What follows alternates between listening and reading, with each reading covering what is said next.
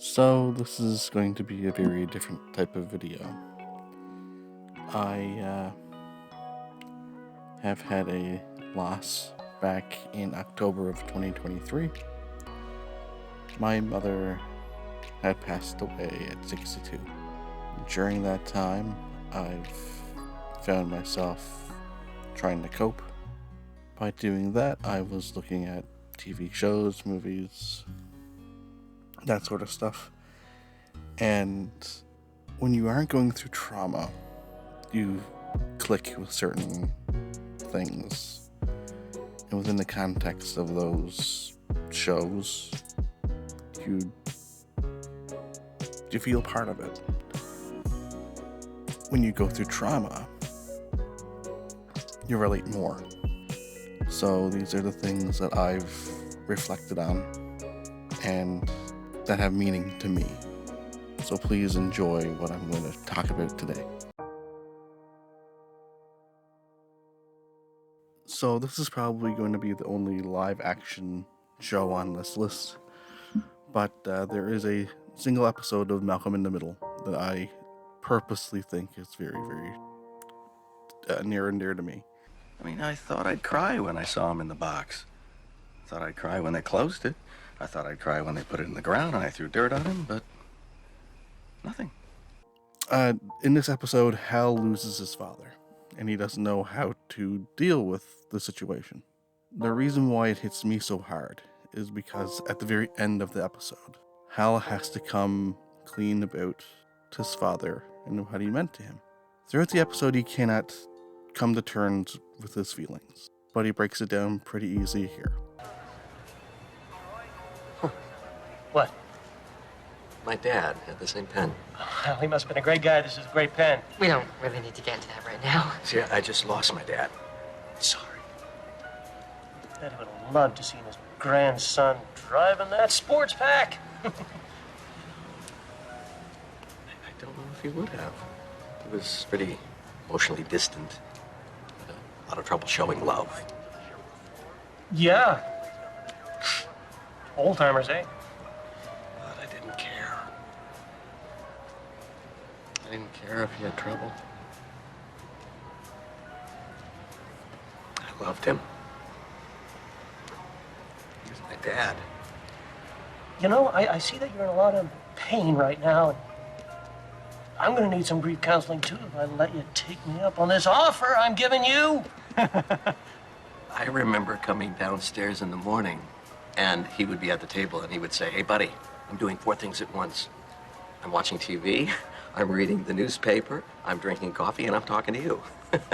Isn't that amazing? You know, I got a guy whose wife died who's looking at these cars. He didn't have to do anything for me. He was my dad. You don't have to do anything for me either. But if you want to, that'd be great.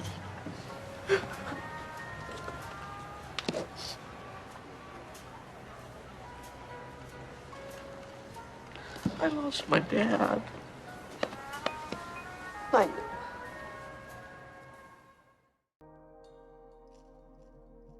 So I've never really sat down and watched The Midnight Gospel.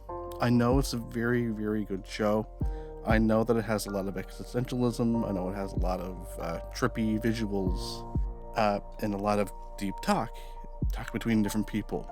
It actually stems from a podcast with real people. In this one episode of Midnight Gospel, it is very dear to me. I've seen clips of it, and because of that, I was able to actually search the episode and watch it. In this episode, the main character has a deep conversation with his mother. She's about to die of breast cancer. She has been told this for many, many years. Oh, for a few years. She is going to die, and she has to come to terms with that. And because of that, they've had this conversation. That kind of brings us to the idea to something that you have been dealing with for 4 years now, which is that you have stage 4 bone cancer. Metastatic breast cancer. Metastatic breast cancer. And this is an extreme version of a tornado knocking a house down, because 4 years ago you called to tell us that you had 6 months to live. I have been told that at least a dozen times. A dozen times that you've had 6 months to live. I have been told to call a crematorium and find out how much it would cost to be cremated, because I had maybe a month or 6 weeks, and that I needed to know that so that I could pay the money up front before I died. And I have made the call to the crematorium, and I found out that it was $750. Thank you very much. Wow. God, that is so fucked. The possibility that there is some kind of force that will take us out when it's time to go out is nothing that I can do anything about. Right. So I may as well make peace with it. Right. It's easier to go with the flow of that particular river than it is to try to fight it. That there is that possibility. We're all gonna die. I know. And and this is that saying, and I don't know where it comes from, but that meditation is preparation for death. I think that's true. And meditation is one spiritual practice that prepares us for death. But also, you know, if you look at the world, what you see is things appearing and disappearing. And humans are a part of the whole of that. And humans appear and they disappear off the face of the earth. That just happens. You know, our egos personalize it, and we consider ourselves special cases. Yes. But we're really not. You know, we are part of the whole, and everything in the whole transforms all the time. Changes form, transfigures. You're a special case. It's because I'm your mama. No, I know this transfigure. I know, but come on. There's no way to stop the heartbreak. What do you do about that? You cry. You cry.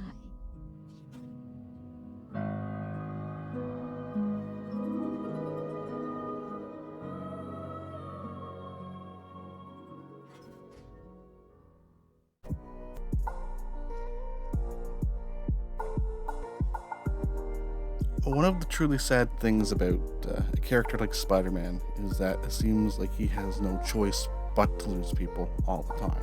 He's lost people such as Gwen Stacy, Uncle Ben, Aunt May, and depending on which version of Spider-Man, the list seems to go on and on.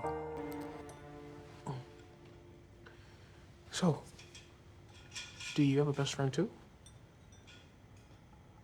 I did. You did? He died in my arms after he tried to kill me. It's heartbreaking.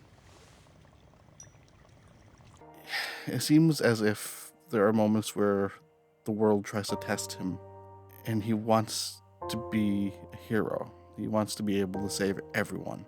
And unfortunately, he has to have a realization that he just can't.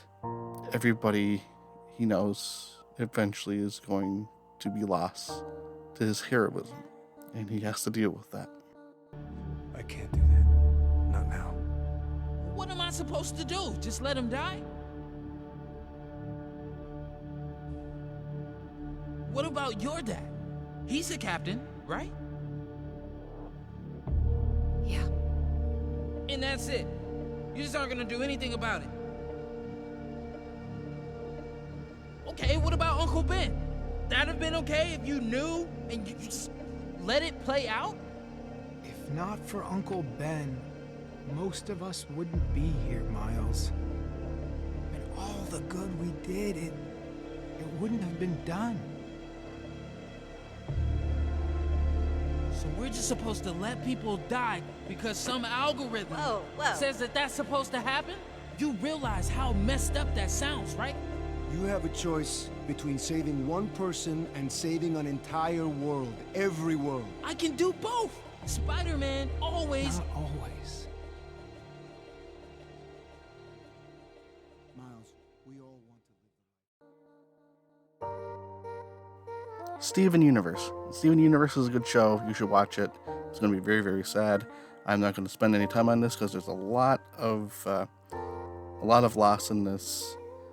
Man, just watch the show. It's really, really sad.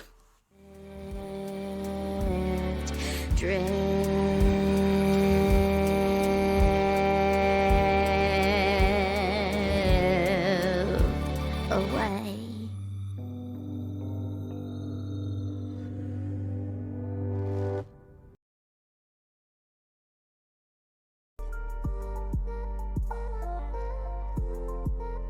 Batman is a character that I think that a lot of people relate to in many different ways. He's a lot more human than as he tries to show. What you have to realize, though, is that he loses a lot of people in his life. Two of the major figures in his life are his parents, and he loses them. And it kind of devolves into a guilt. He's seen them murdered in front of his eyes, and he has to be able to look at them and be able to keep on their legacy.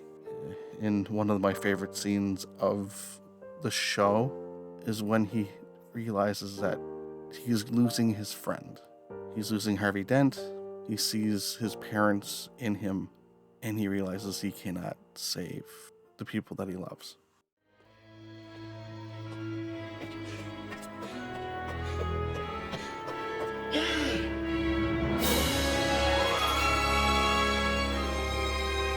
Stay there! Harvey, please, let me help you. You saw what was happening. You knew something was terribly wrong with me. I thought you were my friend. You should have been able to help me, but you didn't. Now look at me. But I tried, Harvey. Harvey! Why couldn't you save me?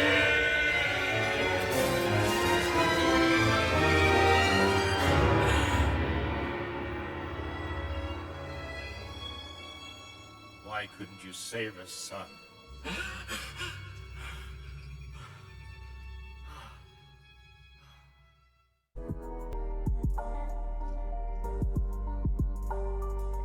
I saved this one for last because it is probably one of my favorite episodes of almost any show ever.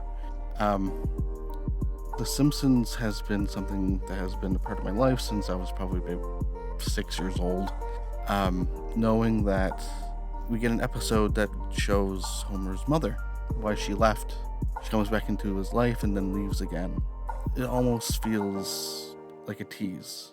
He didn't know if she was dead or alive up until this point. And having him find out, having her back in his life, only to just then move on again, that is truly heartbreaking. And this will always have a true spot in my heart for any TV show.